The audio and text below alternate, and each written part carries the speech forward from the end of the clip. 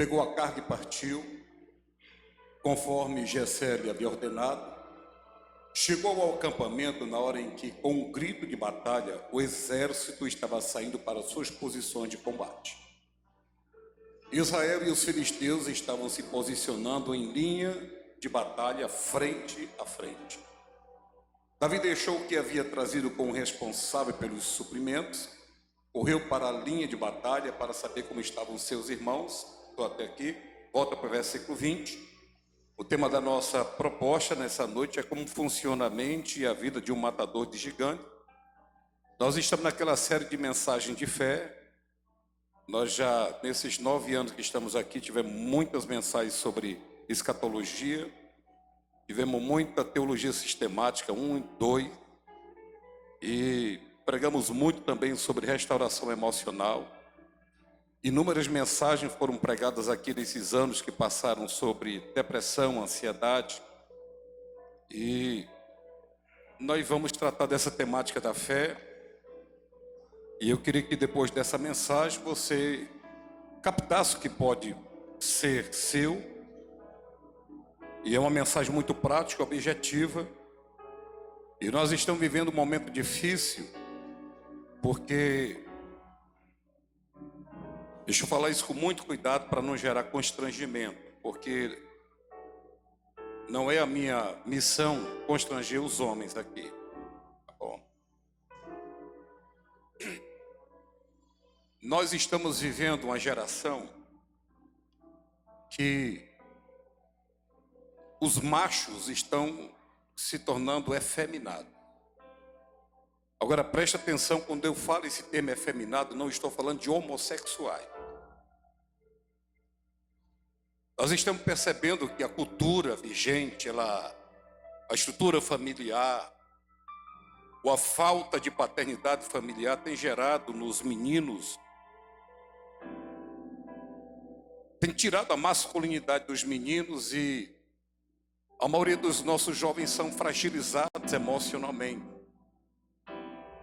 E quando eu volto a falar, nós vivemos uma geração de homens efeminados, não é só os jovens, homens que estão perdendo a masculinidade. Não estou falando de homossexualismo, estou falando de fragilidade emocional, geração cristal, geração porcelana, geração que se fragiliza por qualquer coisa, meninos, homens que não aguentam mais os confrontos que a vida nos impõe. Isso tudo são vários fatores que vai gerando vai roubando essa masculinidade dos homens do século 21. Volto a enfatizar, não estou falando de homossexualismo, estou falando exatamente de fragilização e fragmentação na masculinidade. E a nossa grande debilidade hoje é nós temos guerreiros da luz. Nos falta guerreiros.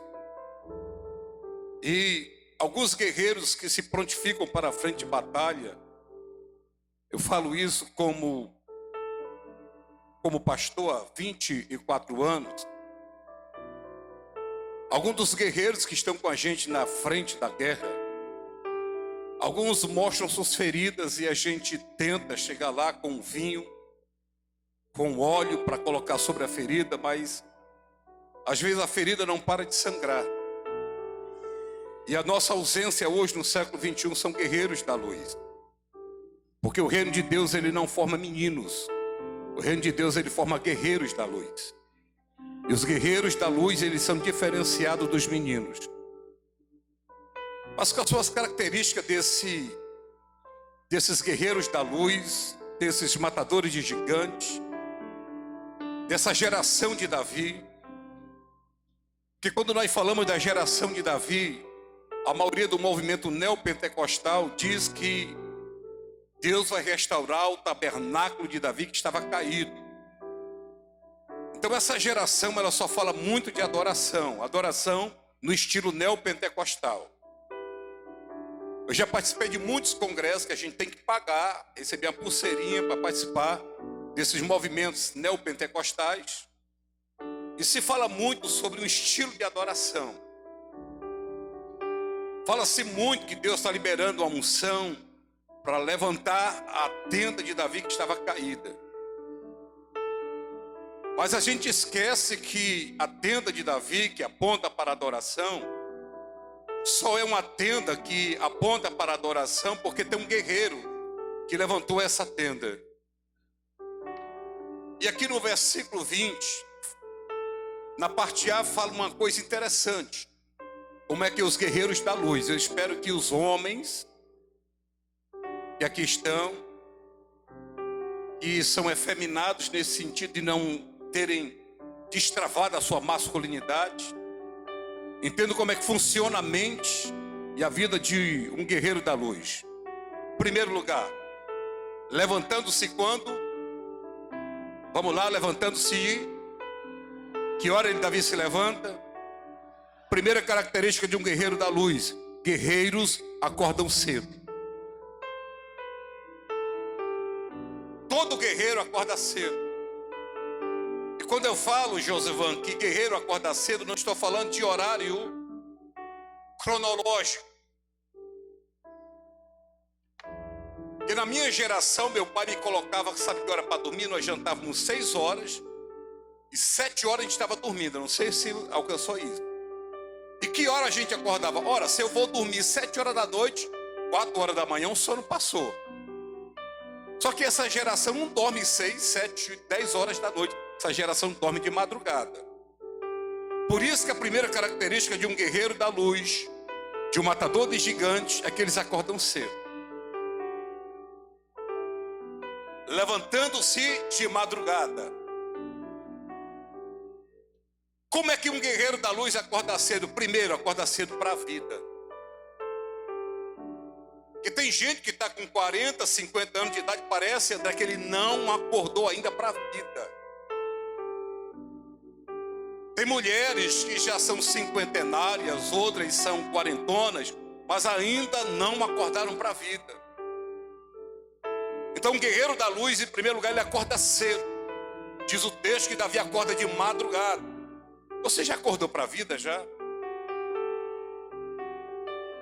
Ou você é aquele marido mimadão ainda que tem saudade da casa da mãe, do feijão da mãe? Ou você é aquele maridão que a mulher ainda tem que derrubar você da cama para ir você trabalhar? Você é aquela mulher que dorme até meio-dia, não no relógio cronológico, mas meio-dia da sua existencialidade? Guerreiros acordam cedo. Quanto mais rápido nós tomarmos vergonha na cara, melhor para nós. Quanto mais nós acordarmos para a vida e saber que a vida é isso mesmo, a vida é dura para quem é mole. A vida ela vai ser muito dura para quem é mole. Vai apanhar mais nessa vida aqueles que não tiverem resiliência.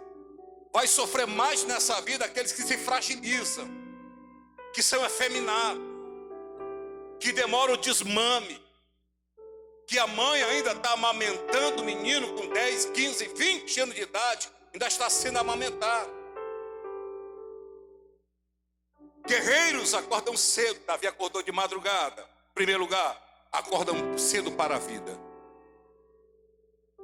Gente, 5 horas da manhã, eu me lembro como se fosse hoje, meu pai está assistindo, ele sabe disso. 5 horas da manhã, em escuro, meu pai passava assim, eram 14 reis. Aí ele saía tucu, tucu, tucu, tucu, tucu, tucu. No punho da rede, a gente acordava 5 horas da manhã, menino.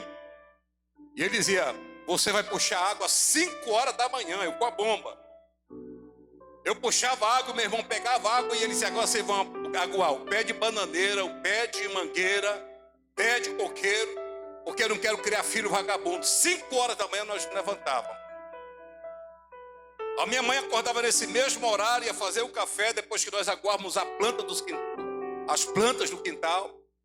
Eu ia com um surrão nas costas para comprar 30 carioquinhas todo dia. Atravessava um mato, uma vereda, porque a padaria era longe. Meu pai muito pobre, minha família muito pobre, pequeno. Na idade desse menino, o que eu fazia? Pegava um carrinho de mão, saía catando cobre, papelão, osso, queimava pneu para tirar aquele cobre, que eu sabia que se eu dissesse, pai, me dê R$1 para mim merendar ali, eu sabia que a resposta era não. Então logo cedo eu aprendi que a vida é isso. Acordei logo cedo para a vida. Acordei inclusive para outras coisas que não eram para ter acordado, mas acordei cedo para a vida. Guerreiros acordam cedo. Você já acordou para a vida? Segundo lugar, guerreiros acordam cedo para o seu propósito de vida. Você já descobriu qual é o seu? Eu sei qual é o meu propósito. Você sabe qual é o seu? Quanto mais rápido você descobrir o seu propósito, menos não existe, menos você será suscetível a ter depressão, ansiedade e tendência suicida. Existe diferença entre pensamento suicida, eu acho que boa parte aqui já teve, e tentativa de suicídio. Muita gente tem pensamento suicida. E para cada suicídio que é concretizado, tem 11 tentativas. Mas quando mais rápido você descobrir qual é o propósito da sua vida, e você se encaixar nesse propósito, mais a sua vida vai ser sentido. Porque sentido é casado com propósito de vida. Sabe que tem muita gente que não tem sentido a sua vida, porque não descobriu qual é o seu propósito de vida. Tem gente com 50, 60, 70 anos de idade, ainda questionando, eu fui criado para quê mesmo? Mas quanto mais cedo você acordar para o seu propósito de vida, a sua vida vai ter sentido. E quando você acordar mais cedo para o seu propósito de vida, você descobrir que sua vida é sem sentido, quando você acordar pela manhã, você não vai ficar olhando para a cama, e ela vai lhe convidar para você permanecer nela, porque você sabe que você tem um propósito, um sentido de vida, e você tem alguma coisa pela qual se levantar, você tem uma coisa pela qual você deve guerrear, você tem um sentido de vida para cumprir. A sua vida não é uma vida banal, porque você descobriu o propósito. E quem descobre propósito de vida não passa meia hora para levantar da cama, já se levanta sabendo que o dia é muito pouco para tanta coisa que ele tem que realizar. Terceiro lugar, guerreiros acordam cedo porque descobriram que o dia é pequeno demais para quem é grande. Essa frase é de quem? É minha.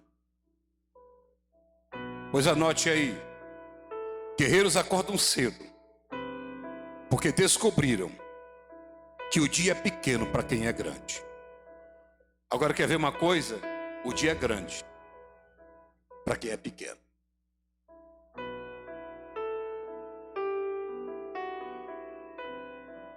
Mas para quem é grande, ele sabe que o dia é pequeno, ele tem que correr. Porque as 24 horas que Deus coloca diante de mim e de você não volta nunca mais, nem na eternidade. Anteontem, uma pessoa entrou em contato comigo, eu estava na academia treinando. Um papo muito, aquele papo chato, de gente que não quer ser curado, que quer só encher seu saco, que era para estar numa doutrina que eu preguei aqui, quer ser curada, pessoa que não quer ser curada, só quer bater um papo da sua dor. E eu treinando, e vi que teve uma hora que eu fiquei com raiva. Eu disse, meu irmão, é o seguinte, como terapeuta eu não posso mais falar com você, porque eu estou percebendo que você tem resistência, você tem transferência e você não assume a sua responsabilidade. Então acabou o papo aqui. Tem muita coisa para fazer. Aí ontem, fala comigo.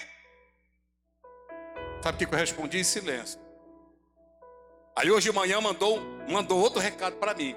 Eu só vou parar de perturbar quando você falar comigo. Aí, gente, eu subi aquele fogo, que eu sou sanguíneo. Aí eu disse, meu filho, como é que você imagina que é o meu dia? Você imagina que o meu dia, ou amanhã o dia fica olhando para o céu, é?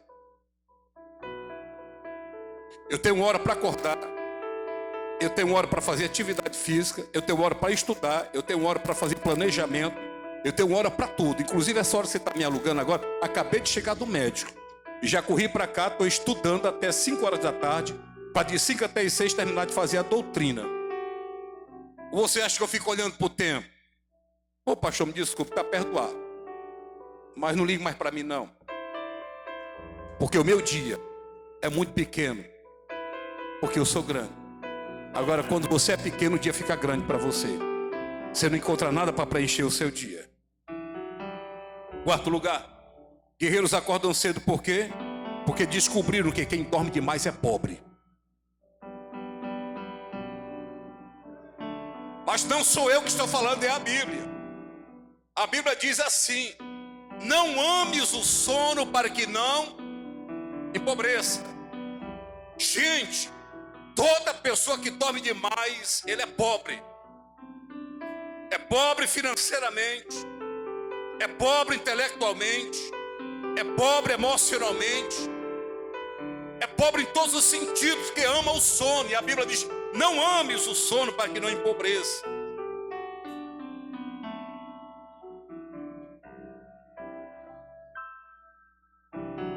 Levantando-se de madrugada, guerreiros acordam cedo para a vida, para o seu propósito de vida, porque descobriram que o dia é pequeno para quem é grande, e porque descobriram que quem dorme muito é pobre. E quando eu falo dormir aqui, não é aquele soninho não, porque você tem 8 horas para dormir, 8 horas para trabalhar e 8 horas para fazer alguma coisa.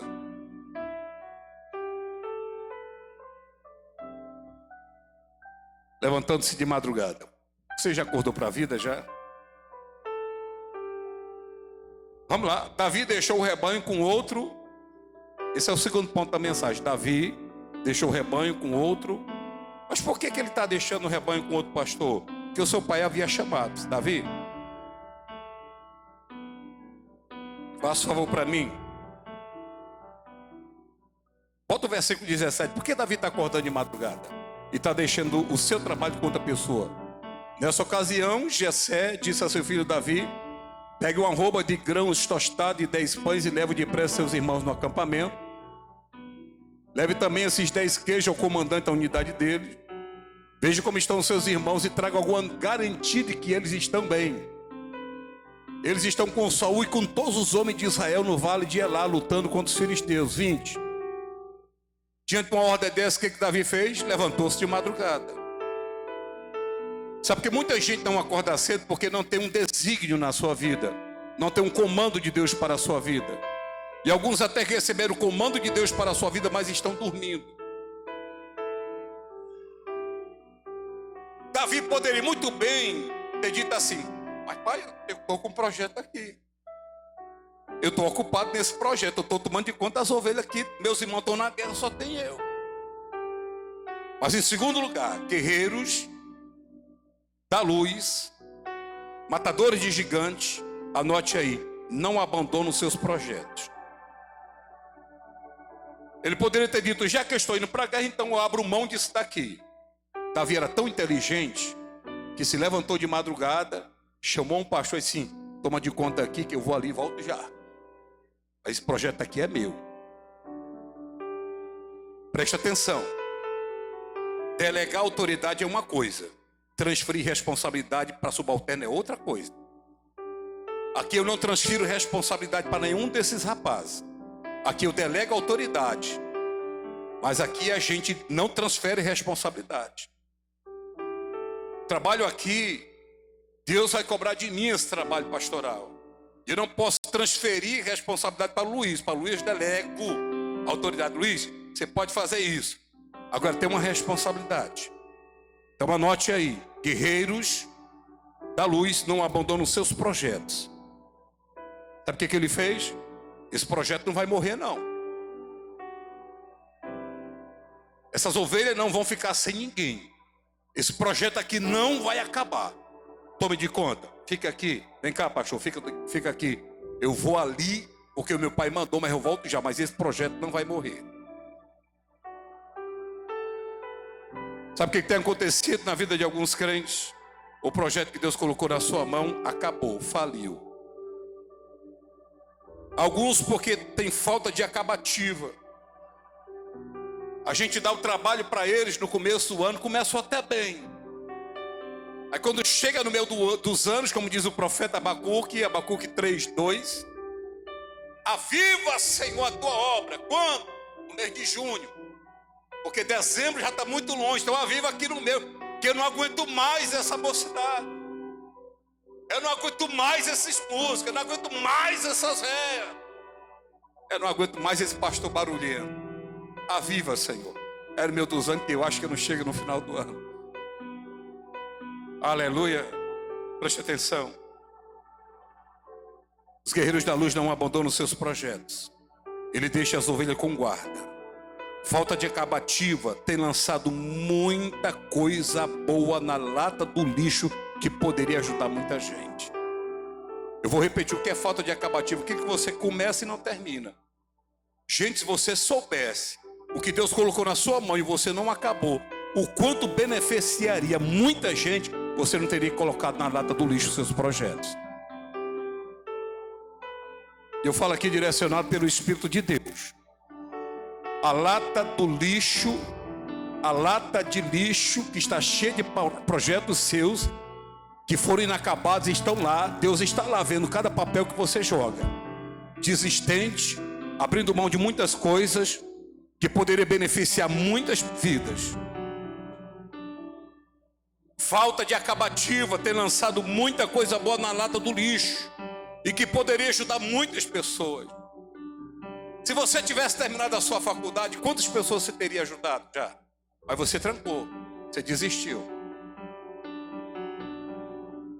Quantas pessoas poderiam ter sido beneficiadas por aquilo que você começou, não terminou, mas iria abençoar muitas pessoas? E você desistiu. Guerreiros da luz não abandonam seus projetos. Você sabia que futuros pessoais brilhantes são eclipsados em pleno meio-dia da vida?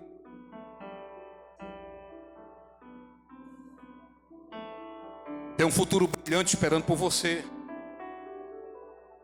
Semana passada eu passei com meu neto Tiago, de 12 anos, e tinha um senhor na calçada pedindo esmola, novo, 40 e poucos anos, mas acabado pela vida. E eu olhei para o Tiago, meu neto, você está vendo aquele homem ali? Sabe o que é isso aí? Hoje, com 40 e tantos anos, ele está pagando o preço. Porque a época certa de pagar o preço é nessa faixa etária aí, ó. Porque quando vocês, nessa faixa etária, pagam um preço, vão para a faculdade, se formam, mestrado, doutorado, tudo.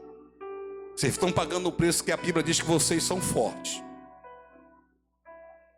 Aí se você não pagar o preço aqui, não tem problema. Você vai pagar o preço quando tiver velho. Não se profissionalizou aqui, não tem problema. Quando tiver velho, vai estar pedindo alguma coisa aos outros. Me dê aí meio quilo de feijão, que faltou feijão lá em casa. Ei, tu tem R$2 aí para me emprestar?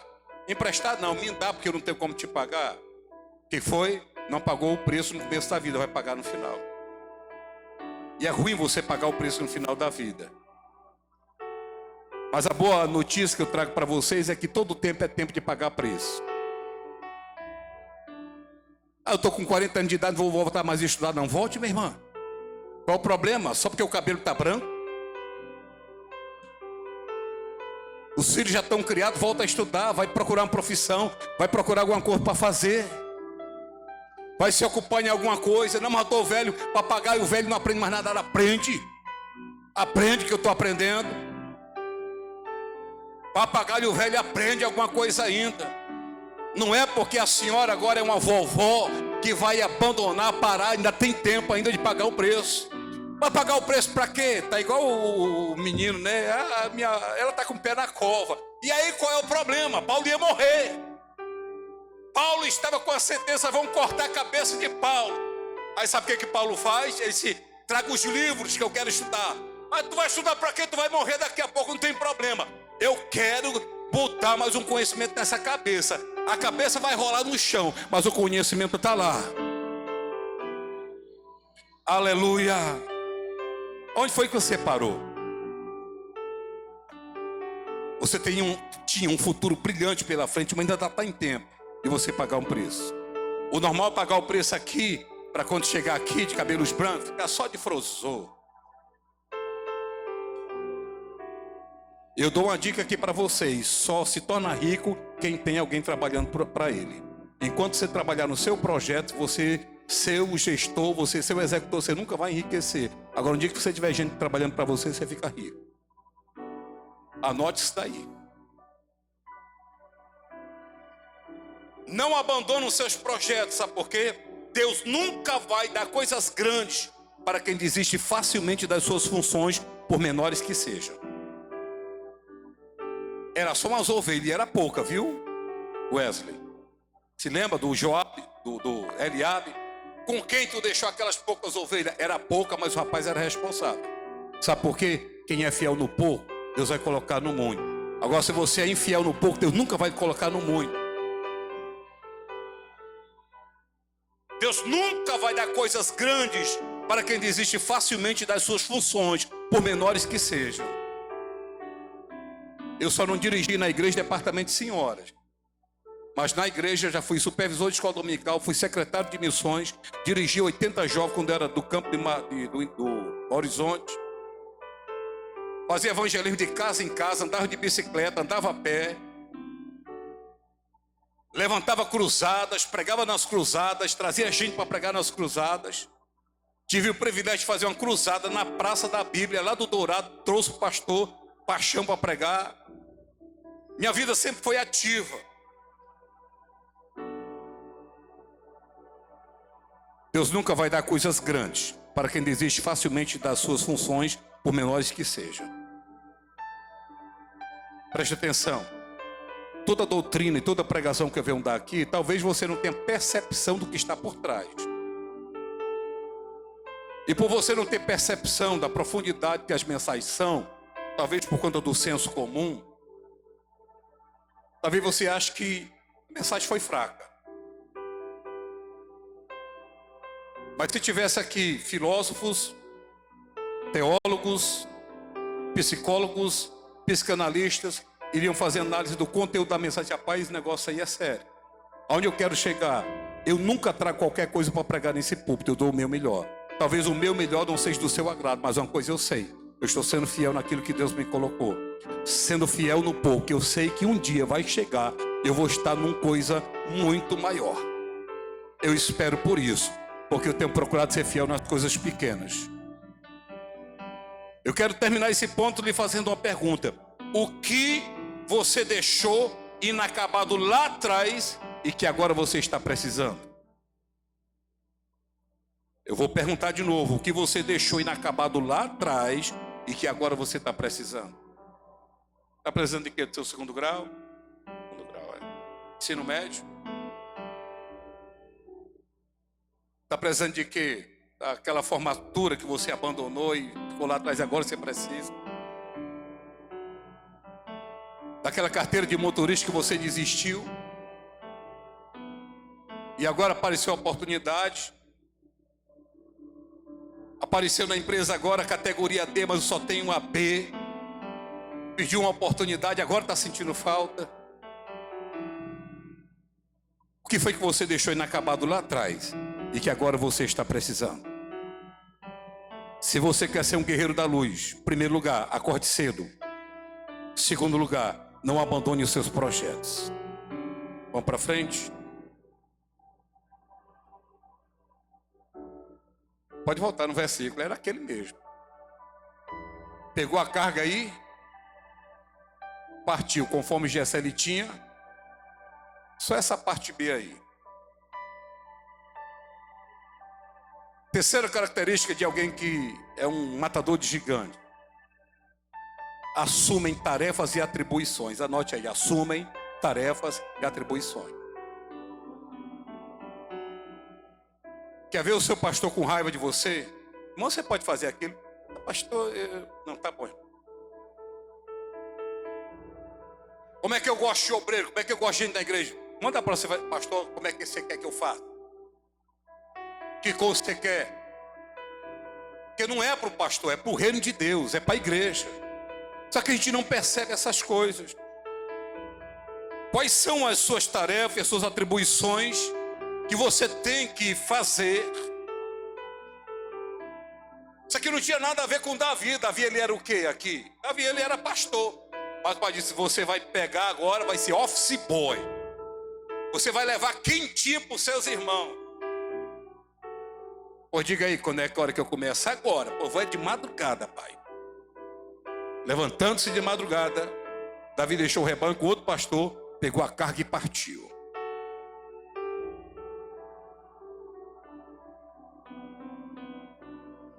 Tem uma parábola na Bíblia, em Mateus 25, interessante. Porque 24 de Mateus e 25 de Mateus está dentro da escatologia, do arrebatamento da igreja. Tudo na Bíblia é pela graça. Só que essa parábola não tem nada a ver com graça. Jesus disse, um rei resolveu ausentar-se do seu país, chamou os servos, a um deu 5 talentos segundo a capacidade. Então já não é graça, é capacidade. A outro deu 2 segundo a sua capacidade, e a outro deu 1 segundo a sua capacidade. E foi embora. E quando ele voltou, prestou conta com todo mundo. Pastor, não estou entendendo, nego velho, o arrebatamento da igreja se aproxima. E o que é que você tem feito com aquilo que Deus colocou na sua mão para fazer? Você nunca tinha prestado atenção como é que Jesus coloca uma parábola de talento dentro da escatologia bíblica? Porque esse negócio de esperar a vinda de Jesus, não, eu não vou mais me formar porque Jesus está voltando, eu não vou mais trabalhar porque Jesus está voltando, eu não vou investir em mim porque Jesus está voltando. Nego velho, a Bíblia diz o contrário, porque o rei partiu e disse assim, está aqui o talento. É pregador, prega. É cantor, canta. O que foi que Deus colocou na sua mão? Mas aqui eles assumem tarefas e atribuições. A Bíblia diz que ele carregou-se, pegou a carga e partiu. Tem gente querendo partir sem a carga. Você só pode partir depois de pegar a carga. Por isso que vida de mulher e pastor é pancada. Porque o pastor recebe o cargo, a mulher recebe a carga. Assumem tarefas e atribuições. Ele carregou-se e partiu como Jessé lhe ordenara. Versículo 12 ao 15. Volta aí no 12, que coisa interessante. Davi era filho de Jessé, o efrateu de Belém de Judá. Jessé tinha 8 filhos e já era idoso na época de Saul. Os 3 filhos mais velhos de Jessé tinham ido para a guerra com Saul. Eliabe o mais velho, Abinadab o segundo e Samar o terceiro. Davi era o caçula, não tinha nada a ver com esse negócio. Os 3 mais velhos seguiram Saul, mas Davi ia ao acampamento de Saul e voltava para apacentar as ovelhas de seu pai em Belém.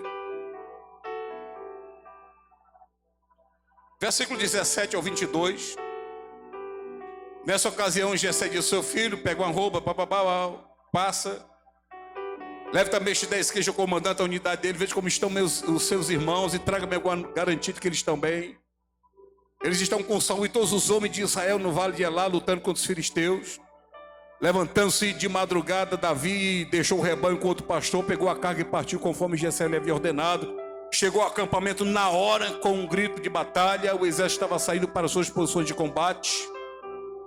Israel e os filisteus se posicionando em linha de batalha, frente a frente. Agora no versículo 22. Davi deixou o que havia trazido. Olha como o menino é responsável. Ele era pastor, teve que se ausentar, colocou alguém. E agora? Davi deixou o que havia trazido com o responsável pelo suprimento, correu para a linha de batalha para saber como estavam seus irmãos. Olha como é interessante a vida de Davi. Ele assume tarefas e atribuições. Tem gente que foge de tarefa de atribuições. Ele ia até Saul e voltava para apacentar as ovelhas de seu pai. Levava suprimento para os seus irmãos. Levou suprimento para a liderança, trouxe notícia dos irmãos e deixou as ovelhas com guarda. Que menino responsável, isso é coisa de gente grande. E o pivete tinha em torno de 17 anos de idade, um menino, mas era macho. Era menino no tamanho, mas era macho. É isso que está faltando essa geração. Versículo 17 e 18, para me terminar. Nessa ocasião, Jessé disse ao seu filho Davi, pega uma roupa de grãos tostados e 10 pães e leve depressa seus irmãos no acampamento. Leve também esses 10 queijos ao comandante da unidade dele. Veja como são seus irmãos e traga-me alguma notícia de que eles estão bem. Seu pai chegou e disse assim, faça, na hora. Você quer ser um vencedor na vida? Cumpra ordens do seu pai. Eu vou repetir, cumpra ordens do seu pai. O que foi que seu pai mandou você fazer? Mas você nunca vai fazer o que o teu pai do céu mandou se você não se submeter e obedecer ao teu pai da terra que te gerou e ao teu pastor que está sobre a sua vida.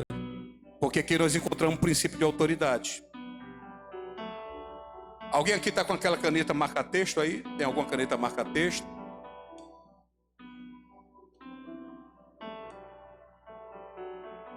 Caneta marca-texto. Qual é a parte mais importante? A unção que está dentro ou a tampa que preserva a unção?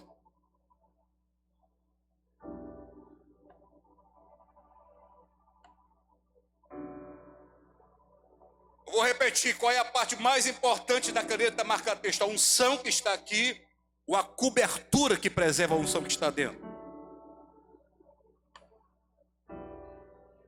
Tem muita gente na igreja que não entende esse princípio de autoridade. Que quando Deus levanta alguém com liderança sobre a sua vida, ele é isso aqui, ó. Porque todo líder, ele não é uma tampa para te limitar, mas ele é uma cobertura para te preservar. Aleluia. Tem gente nessa noite precisando entender esse princípio. Eu não gosto do meu pastor, eu não gosto do meu líder. Cuidado, porque você pode estar carregado de unção, mas se não tiver uma cobertura, essa unção ela vai por água abaixo. Você pode ser cantor, pregador, você pode ser doutor, mas todo mundo tem um princípio de autoridade sobre a sua vida. Quem é o princípio de autoridade que está sobre a sua vida? Lhe dando cobertura. Porque quando a guerra se intensifica contra você, tem um líder que está orando pela sua vida espiritual. Quando o seu casamento está sendo atacado, o teu líder está de joelho orando pelo teu casamento. Quando você está doente, tem um líder que está lhe dando cobertura. Senhor, a gente precisa dele na obra. E tem gente guerreando, sendo cobertura espiritual na sua vida.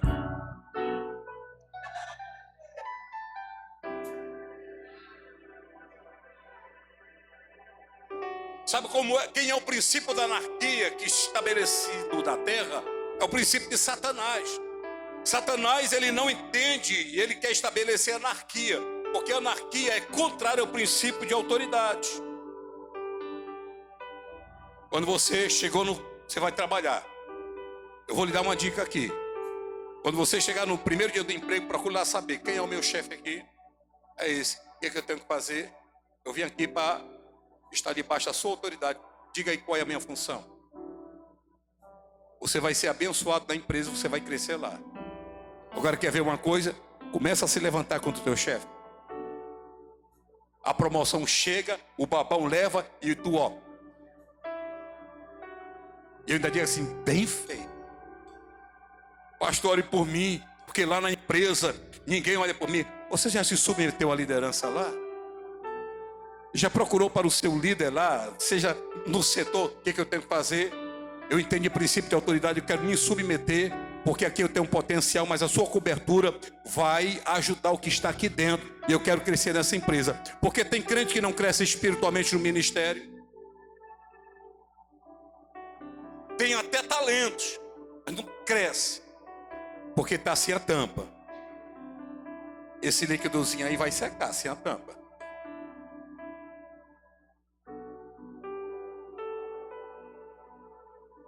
Davi poderia ter dito para o seu pai, mas pai, um monte de ovelha aqui para me cuidar, você ainda bota mais esse trabalho para mim? Não. Está vendo que essa geração é afeminada? Tem as ovelhas? Tem. E o pai dele disse, olha, você está isento de pastorear as ovelhas. O pai não disse isso. Você vai lá, leva e está aqui as ovelhas. Dê seus pulos.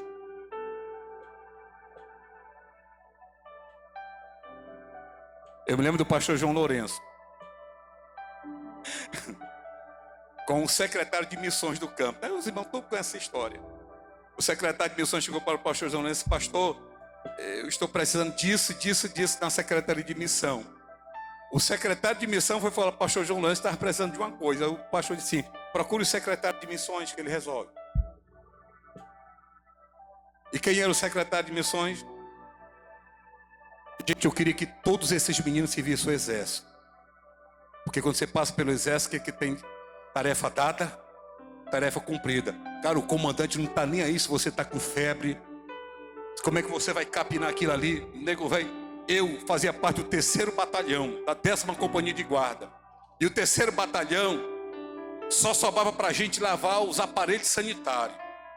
E o comandante do 3º batalhão disse: quando vocês terminarem a tarefa, eu vou trazer A comida de vocês aqui, vocês vão comer do lado do aparelho sanitário. Tem que estar limpo. E estava mesmo. Às vezes a gente saía da atividade física lá, do TAF. Ele olhava, pronto, terminou a atividade física, 5 minutos para estar todo mundo em forma aqui. Gente, era aquele atropelo de soldado. Era coturno, a gente corria lá, tirava a barba 5 minutos. Se demorar 5 minutos, ia empurrar a terra para baixo. Essa geração é efeminada. É por isso que a igreja não tem mais vigor, porque está nos faltando homens, guerreiros da luz. E o reino de Deus não forma meninos mimados. E quando eu falo menino, estou falando das meninas também. O reino de Deus não forma meninos mimados, forma guerreiros da luz. Versículo 55 ao 58.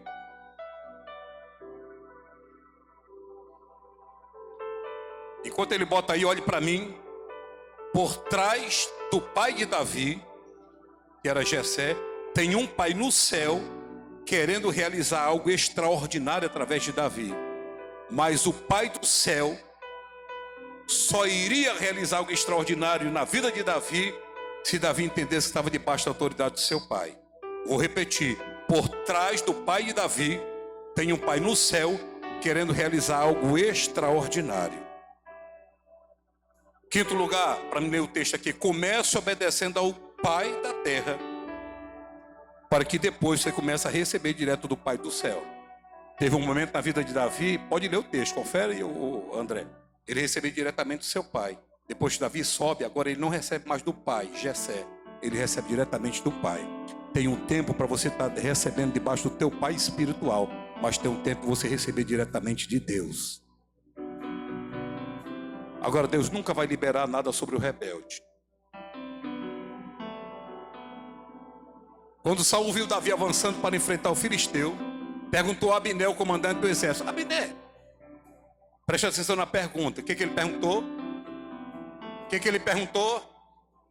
Ele poderia perguntar: quem é esse menino? Mas não perguntou quem é esse menino, quem é o pai.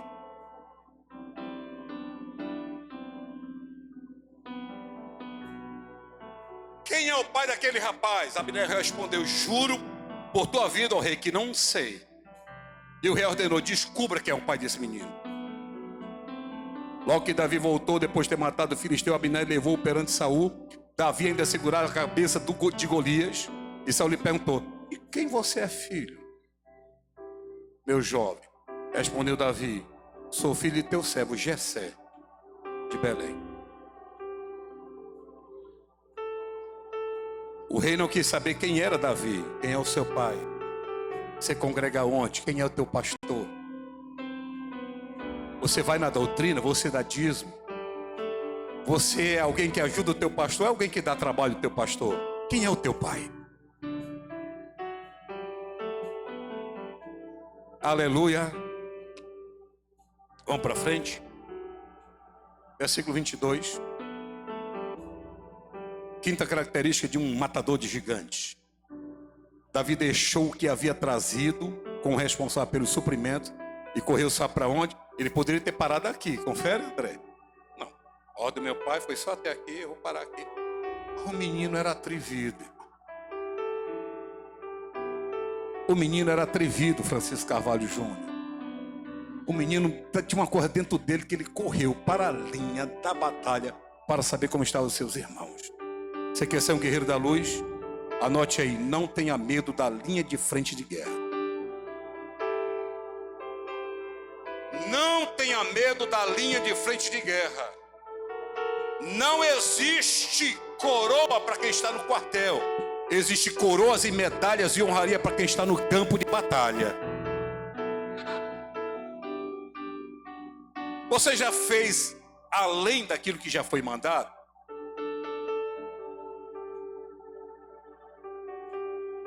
É terrível. Quem tem pessoas que estão debaixo da sua tutela sabe disso.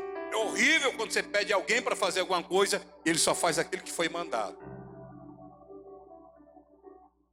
Você é uma filha que quando a sua mãe pede para você para lavar a louça, você aproveita e dá uma geral também na cozinha, ou você só lava a louça?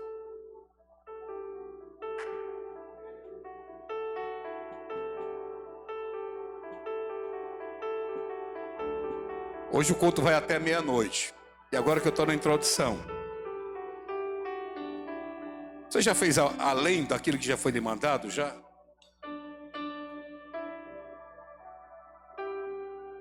Sabe por que Davi se interessou? Porque as recompensas estão disponíveis para quem está na frente da guerra. Quando Davi chegou lá, o zum é quem venceu o gigante. O rei vai dar muito dinheiro. A casa do pai não vai pagar imposto e vai sair do Caritó. Vai casar com a menina mais linda do reino.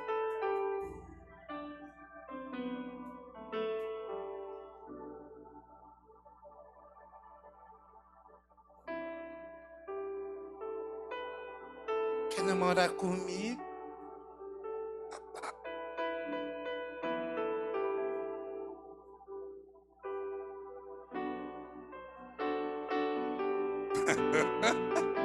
Aleluia.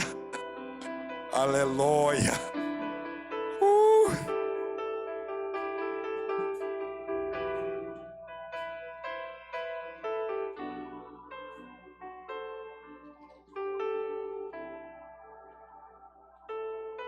Quando Davi chegou lá, preste atenção, estou terminando. Fazem além do que foi mandado. Se interessam pelas recompensas que estão disponíveis na frente da guerra. Terceiro lugar, ele sabe que a sua atitude individual vai influenciar o coletivo. Quando ele está lá na frente da guerra, quem é este incircunciso para afrontar Israel? Ele influenciou todo Israel. Depois ele disse, quem é esse circunciso para afrontar o exército do Deus vivo? Influenciou os líderes. Depois diz, quem é esse circunciso para afrontar o exército do Deus vivo? Influenciou o céu. Influenciou Israel. Eu vou tirar a afronta de Israel. Ele disse, bateu de frente com a liderança, mas ele vai saber. E quando ele chega na frente da batalha, irmão, o gigante o despreza, mas ele olha para o gigante, já que está na linha de batalha, e quem tem que estar na linha de frente tem que ser guerreiro, irmão. Tem que ter sangue no olho, tem que ter disponibilidade. Eu não gosto de falar da minha vida pregressa, mas quando eu trabalhava de segurança, eu entrei numa chuva de bala tão grande, ali no gigantão da Zé Basto. Nesse dia foi bala. Mas foi bala muita mesmo, porque na época tinha turma do circuito, aí via aquelas gangues de funkeiro. Irmão, mas nesse dia foi bala. Eu nunca vi tanta bala na minha vida também. Nunca tirei tanta gente da minha vida. Ia fazer o quê? Me borrar nas calças? Eu tenho um amigo meu que levou 5 tiros nesse dia. Onde tem a linha de trem ali por trás, tem uma loja de automóveis, né? O Júnior. O cara disse, carregou a pistola nele, ele rodando, tomou 5 tiros, meu. Não pegou nenhum. E o Júnior, esse meu amigo, ele gostava de andar com esses anéis aqui, ele andava com 5 aqui. Que na hora da pancada, nego rei. Eu cresci assim, com cabra macho na frente da batalha. Se era na faca, era na faca. Se era na bala, era na bala. Se era na porrada, era na porrada. Me perdoa a expressão pesada.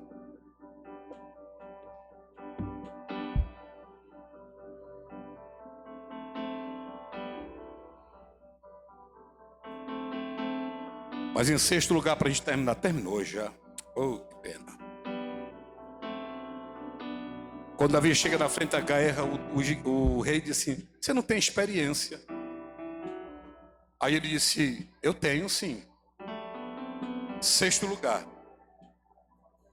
Eles treinam em lugares secretos antes de se destacarem publicamente. Anote aí, o segredo do seu futuro está escondido na sua rotina diária. Frase de Mike Murdock, o homem mais sábio do mundo hoje. O segredo do seu futuro está escondido na sua rotina diária. Outra frase dele, porque líderes de sucesso fazem diariamente o que líderes fracassados fazem ocasionalmente. Aí quando der para me ler a Bíblia, eu leio. Quando der para me orar, eu vou orar. Quando der para me fazer, eu faço. Mas o líder de sucesso é todo dia.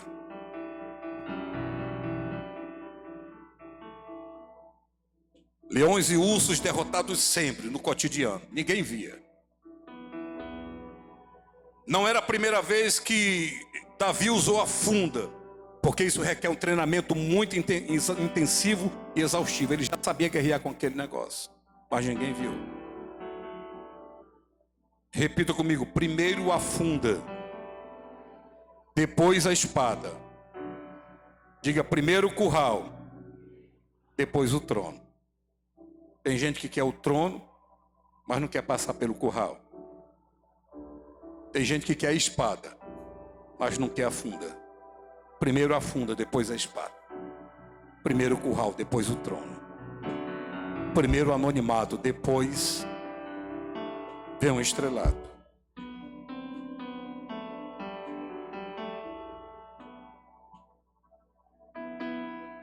Vou só dizer aqui, não vou mais pregar. Sétimo lugar, eles têm convicção pelo que lutam. Sétimo lugar, eles têm convicção pelo que lutam. 33 ao 37, 45 ao 49. Eles têm convicção. Gente, não tem coisa pior do que alguém que não tem convicção. Teu servo pôde matar o leão e o urso, esse filisteu incircunciso será como um deles, pôde desafiar os exércitos do Deus vivo. O Senhor que me livrou das garras do leão e das garras do urso, me livrará da mão desses filisteus. Diante disso, Saul disse a Davi: vá, e que o Senhor esteja contigo. 45 ao 49. Davi, porém, disse aos filisteus: você vem contra mim com espada, com lança e com dados, mas eu vou contra ti, eu vou contra você, em nome do Senhor dos exércitos, o Deus dos exércitos de Israel, a quem você desafiou. Hoje mesmo o Senhor entregará nas minhas mãos, e eu o matarei, cortarei a sua cabeça. Hoje mesmo darei os cadáveres do exército filisteu às aves do céu e aos animais selvagens, e toda a terra saberá que há um Deus em Israel. Todos que estão aqui saberão que não é com espada ou por lança que o Senhor concede vitória, pois a batalha é do Senhor, e Ele vos entregará, e Ele entregará vocês todos nas minhas mãos. Você tem convicção por aquilo que você luta? Você tem convicção por aquilo que você luta? Vamos para as lições. Primeira lição, anote aí: escolha sempre enfrentar o medo, ao invés de recuar como os demais. Anote aí, primeira lição: escolha sempre enfrentar o medo, ao invés de recuar como os demais. Está todo mundo fugindo? Porque quando o gigante se adianta, deu o primeiro passo para ir em direção a Davi, a Bíblia diz que Davi correu. Você não vai dar o primeiro passo, não. O primeiro passo é meu. Correu para cima do gigante. Primeira lição: escolha sempre enfrentar o medo, ao invés de recuar como os demais. O mundo já tem gente covarde demais. Não seja mais um. Segunda lição: as críticas sempre virão. Passe por cima delas. Primeira crítica: está todo mundo lá recebe com um homem com um vaso de azeite, não tem nenhuma cabeça disponível. Aí acabaram os mancebos. Tem, mas é ruivo, está lá no campo, cheirando a cocô de ovelha, traga. Depois chega no campo de batalha, o irmão mais velho: o que você veio fazer aqui, rapaz? Deixou as poucas ovelhas. Tudo bem. Chega diante do pastor dele: você não pode guerrear, você é um pivete. Chega diante do gigante, isso aí não dá nem para um tira-gosto. Porque tem crente que para o meio da caminhada porque não suporta uma crítica. Irmão, se eu desse ouvido à crítica, eu não teria chegado até aqui. E eu gosto de crítica. Pode criticar o nego rei, irmão. Pode criticar o nego rei. Eu gosto de crítica. Santo Agostinho disse o seguinte: eu prefiro os que me criticam porque me corrigem, do que os que me bajulam porque me corrompem. Eu vou repetir a frase de Santo Agostinho: eu prefiro os que me criticam porque me corrigem, do que os que me bajulam porque me corrompem. Se você não gosta de crítica, você está no lugar errado. Se você está na posição de líder, aqui, em qualquer lugar, se prepare para a crítica, isso é normal. Seu combustível. Terceira lição: o que você tem e o que você é já é o bastante para entrar na guerra. Não entre com o paletó dos outros, não entre com a espada dos outros, entre só com o seu cajadozinho, entre só com a sua funda, entre só com as suas pedrinhas e entre só com o seu surrão. É só o que você tem? Pois entre, é o suficiente. Quarta lição: saiba que tua guerra pertence a Deus. Davi, em momento nenhum, disse: essa guerra é entre eu e você. Davi disse sim: o Deus a quem você afrontou, essa guerra não é tua. Entra na guerra, mas sabe que essa guerra é de Deus. Em último lugar, seja ousado, mas nunca seja atrevido e exaltado. Amém.